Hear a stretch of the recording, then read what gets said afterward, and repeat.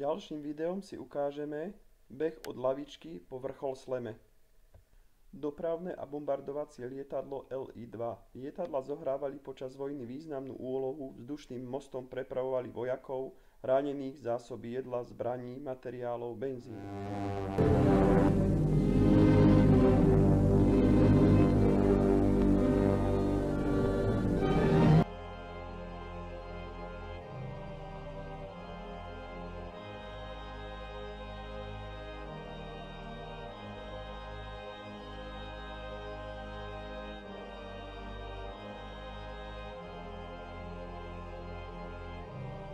Občerstovacia stanica Lavička pod bunkrom cca 2,7 km od štartu a stop čas.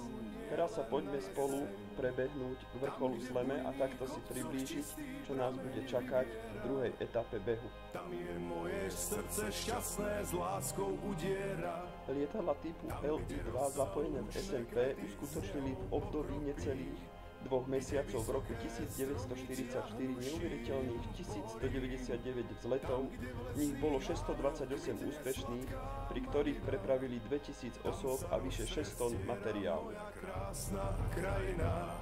Otcom lietadla LI-2 bol na území ZSSR hlavný technický konštruktér Lisunov, podľa ktorého je model lietadla pomenovaný Lisunov LI-2. Liftovská porúbka bola hlavným centrom povstaleckého odboja na Hornom Liftove, v tom čase bola prezývaná aj Malá Moskva. Bola jednou z prvých obcí, kde vznikol Revolučný národný výbor v roku 1942, ktorý sa o 2 roky neskôr stal základom okresného revolučného výboru Horného Liftova.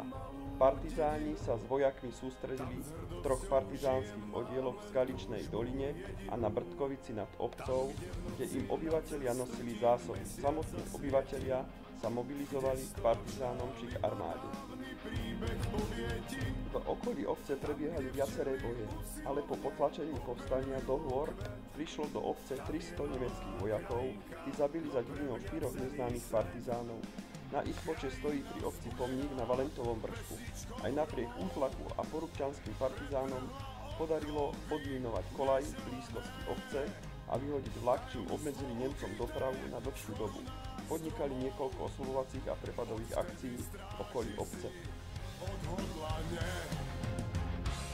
Obyvatelia obce prišli v tých časoch o členov rodiny, priateľov, susedov, ale bojovali, prejavili obrovskú statočnosť, postaviť sa na odpor za svoju slobodu, za slobodu svojej obce. Skrátke sme si ukázali druhú etapu behu, tak neváhaj, registruj sa www.begnasleme.sk.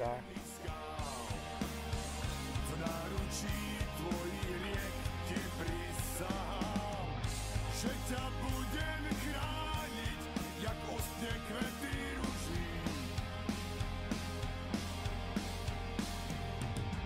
Krajina vzbudená pesničkou hromov pretrhla okovy neželané, tajomstvo ukryté v korunách stromov. Odvtedy stráži si odhodlane